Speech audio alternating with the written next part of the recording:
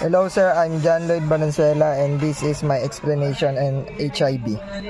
HIV is a virus that attacks the body immune system, physically targeting CD4 cells, weakening the immune system ability to fight infection and disease.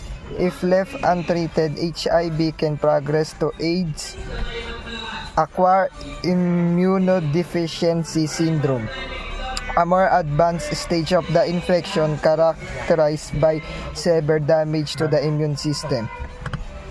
Etiology: HIV is a retrovirus transmitted through specific bodily fluids such as blood, semen, vaginal fluids, rectal fluids, and breast milk.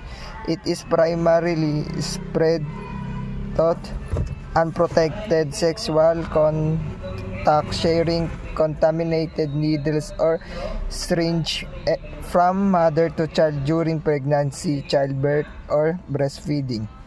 Modes of transmission: unprotected sex. HIV can be transmitted through vaginal, anal, or oral sex without the use of condoms or other barrier methods.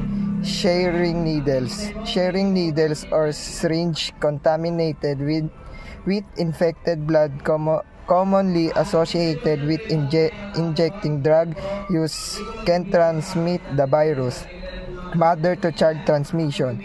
HIV can be transmitted from an HIV positive mother to her child during pregnancy, childbirth, or breastfeeding. 4. Blood transfusion and organ transplant. In the past, before effective screening methods and were widely implemented, HIV could be transmitted through body transfusions or organ transplant using infected blood or tissues. It's important to note that HIV cannot be transmitted through casual contact such as hugging, kissing, sharing utensil, or through the air.